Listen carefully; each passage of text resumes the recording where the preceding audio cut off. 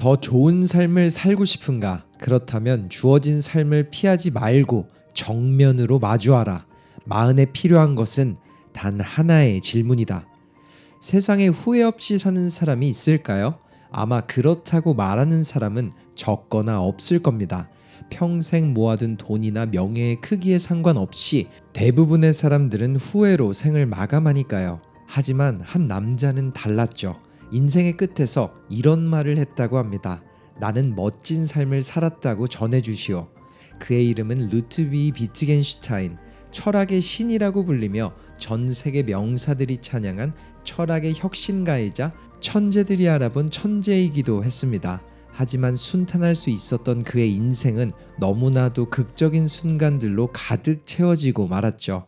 명망 높은 오스트리아의 철강 재벌 가문에서 태어나 최고의 교육을 받았지만 자신의 모든 재산을 기부했고, 형제 중 3명은 스스로 목숨을 끊었습니다. 그리고 자신도 우울과 끊임없는 자살 충동에 시달렸죠. 결국 그는 부유한 집안의 특권을 포기한 후 전쟁터로 향하거나 시골에서 아이들을 가르치며 세상과의 등을 돌린 시간을 가지기도 했어요. 그렇게 1930년대 그의 나이가 40 중반에 접어들 무렵 그는 이전과 다른 방식으로 세상을 바라보기 시작합니다. 고통과 시련을 견뎌내면 언젠가는 빛을 보게 된다. 변화는 막연한 미래에 있지 않다. 변화는 먼 훗날 찾아오는 것이 아니라 바로 지금 이 순간부터 시작되는 것이다. 이처럼 매 순간 단 한 가지 생각하는 힘을 통해 삶의 본질을 찾아나간 비트겐슈타인. 이번 영상에선 40에 있는 비트겐슈타인 속 몇 가지 인사이트들을 여러분과 나눠보려고 합니다. 그는 이렇게 말문을 엽니다. 40이라면 이제 남이 정한 기준에서 벗어나야 한다. 사람들은 흔히 나는 나를 잘 안다 라고 생각한다. 하지만 사회가 만든 틀 속에서 자신을 바라보는 경우가 많다. 내가 믿는 가치, 선택하는 방향, 살아가는 방식 등 우리가 당연시하는 것들이 정말 내 것이라고 할 수 있을까? 40은 타인의 기대가 아닌 내면에서 우러나는 가치로 삶의 방향을 다시 세워야 할 때다. 성취의 크기가 아니라 그것이 내게 어떤 의미인지 끊임없이 되물을 때 비로소 삶의 진정한 방향을 찾을 수 있다. 삶은 단 한 번뿐이다. 진정한 성장은 나를 제대로 이해하는 데서 시작된다. 타인의 기대를 빌려 질문하지 말고 타인의 시선을 빌려 자신을 바라보지 말라. 40의 삶은 바쁘다. 아침부터 밤까지 밀려드는 일들 속에서 멈추지 못한 채 달리고 또 달린다. 멈추면 도태될 것 같은 불안, 뒤처질까봐 두려운 마음에 자신을 다그치며 하루를 버틴다. 끊임없이 요구되는 역할과 책임에 치이느라 정작 내 마음이 어디에 있는지 돌아볼 틈조차 없다. 가족을 위해, 관계를 위해, 인정받기 위해 애썼지만 거울 속에 내가 낯설게 느껴지는 순간이 있다. 문득 이렇게 사는 게 맞는 걸까? 나는 누구의 삶을 살고 있는 걸까? 하는 생각이 스친다. 누구도 알아주지 않는 노력, 타인의 기대를 채우기 위해 희생한 시간, 이해받지 못한 감정들이 쌓일수록 나라는 존재는 점점 희미해진다.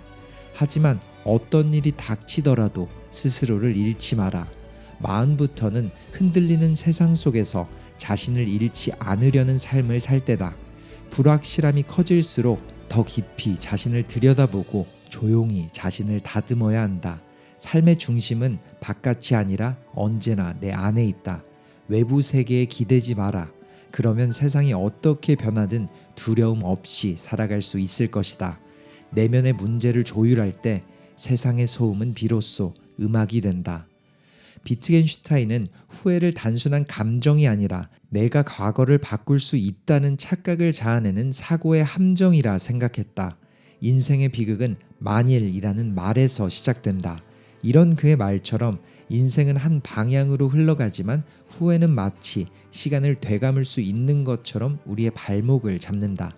그리고 그는 이렇게 말했다. 우리는 미래를 생각할 때 지금의 흐름이 그대로 이어질 것이라 가정하며 그 끝을 예상한다.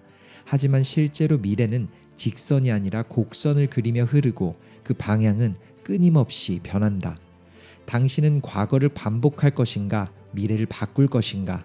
내게 주어진 길이 직선일지 곡선일지 몰라도 멈추지 않고 나아가야 한다. 비트겐슈타인은 언어가 우리의 사고를 규정한다고 생각했다.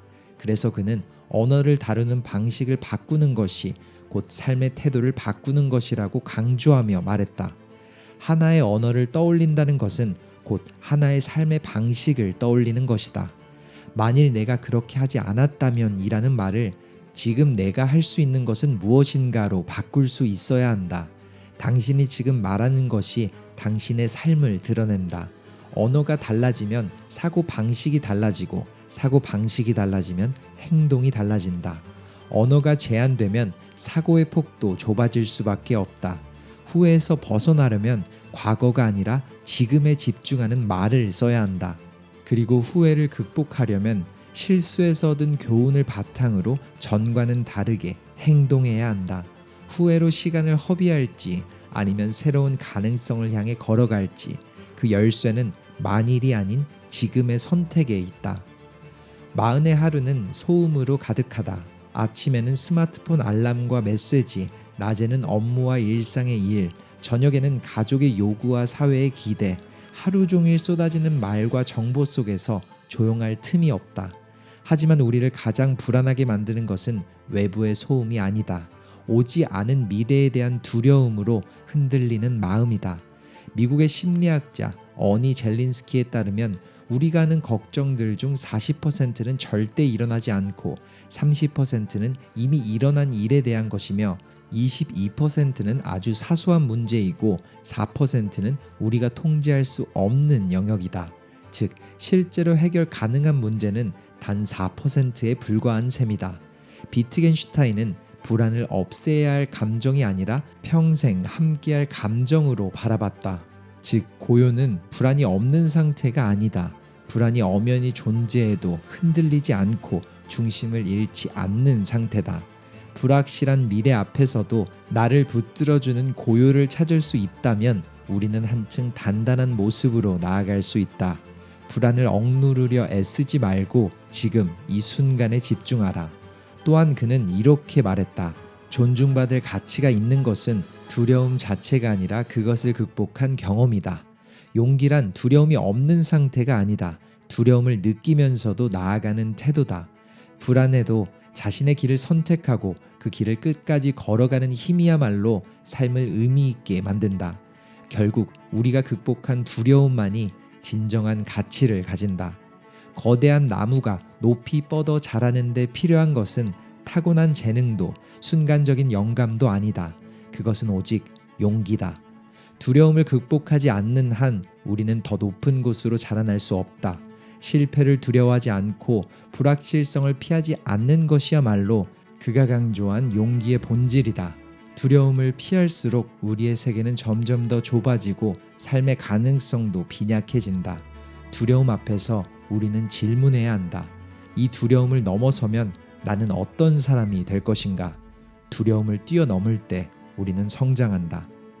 마흔에 이르면 삶의 무게가 달라진다. 하루하루의 결정이 가족과 일터 그리고 내 삶 전체에 영향을 미치기 때문이다. 그런데도 결정을 내려야 할 때마다 정답을 다른 사람에게 찾곤 한다.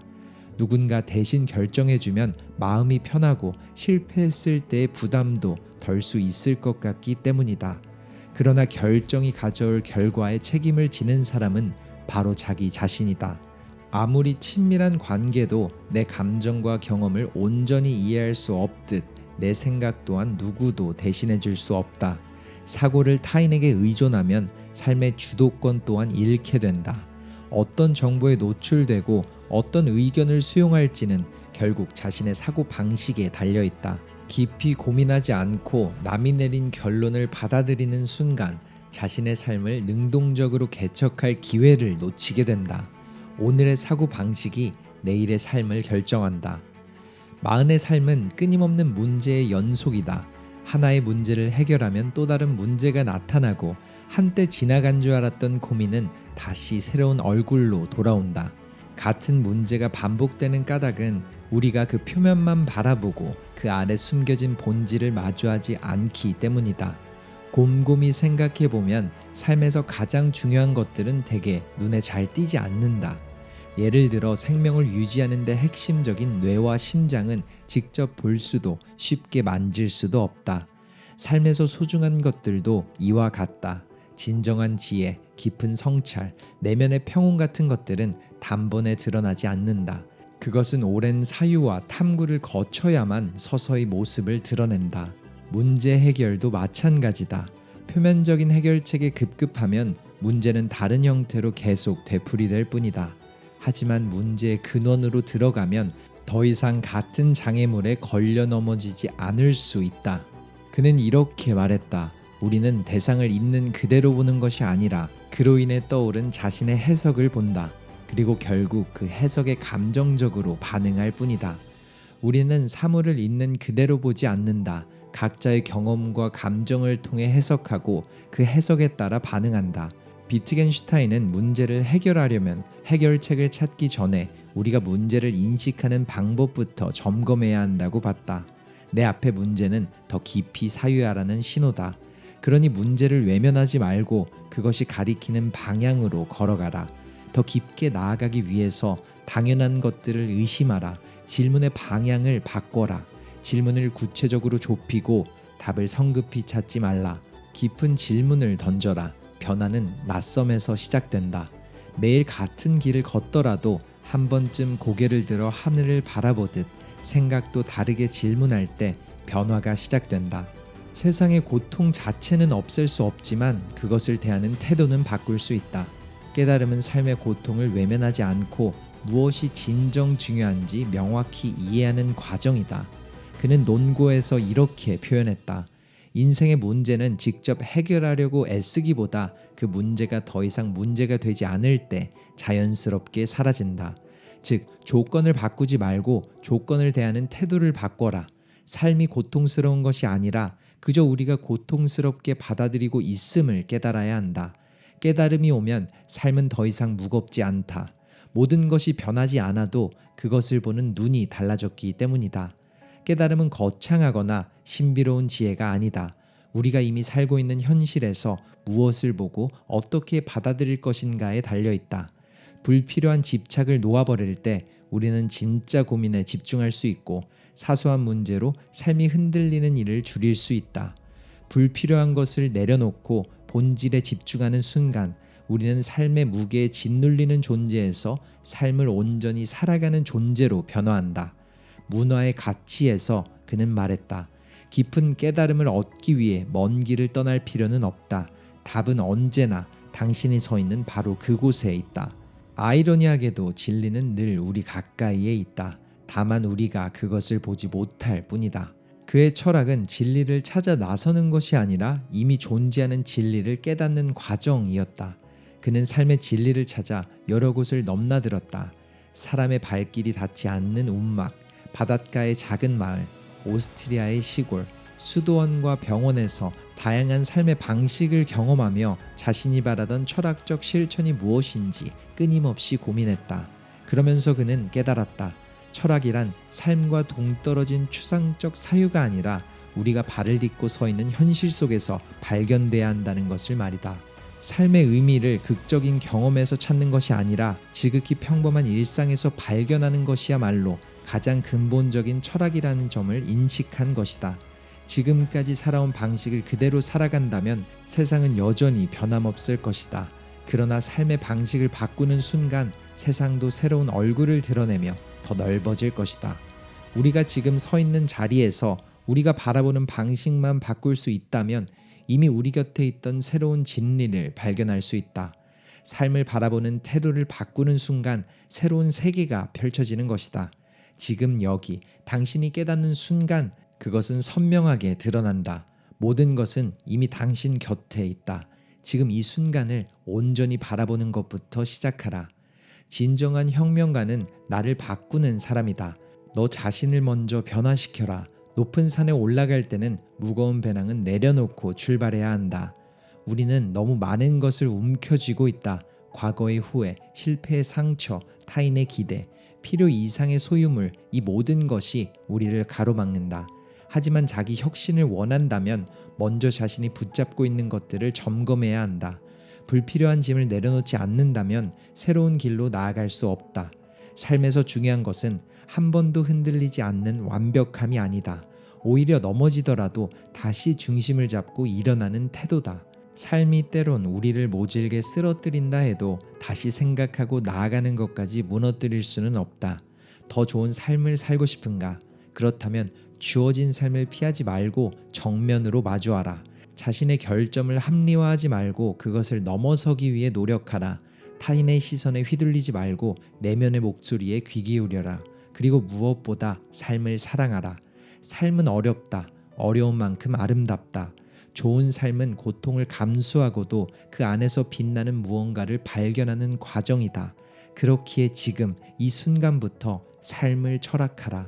그리고 살아내라. 우리는 영원히 살 것처럼 미루고 중요하지 않은 것들에 시간을 빼앗긴다. 하지만 인생은 기다려주지 않는다. 의미 있는 삶을 살기 위해서는 지금 바로 이 순간부터 나다운 선택을 해야 한다.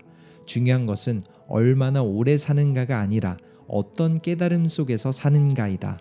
어떤 순간에도 내 삶이 내 것임을 느낄 수 있다면 그 자체로 삶의 목적은 이루어진 것이다. 마흔에 필요한 것은 하나의 질문이다. 나는 어떤 삶을 살고 싶은가? 이번 영상 속 비트겐슈타인의 메시지가 어떠셨나요? 분명히 메시지들은 마흔을 향해 달려가는 누군가에겐 곧 느끼게 될 혹은 어렴풋이 느끼고 있을 또 다른 삶의 무게와 여정의 명확성을 그리고 그 너머에 살고 있는 사람들에게는 말로 표현할 수 없을 공감과 이해를 선물한 것 같습니다. 어떤 메시지가 여러분을 가장 많이 움직였나요? 댓글로 그 메시지를 나눠주세요. 마흔을 살아갈 누군가에게, 마흔을 살고 있을 누군가에게, 혹은 마흔을 지나친 누군가에게 그의 메시지가 다 새로운 삶을 선물하길 바랍니다.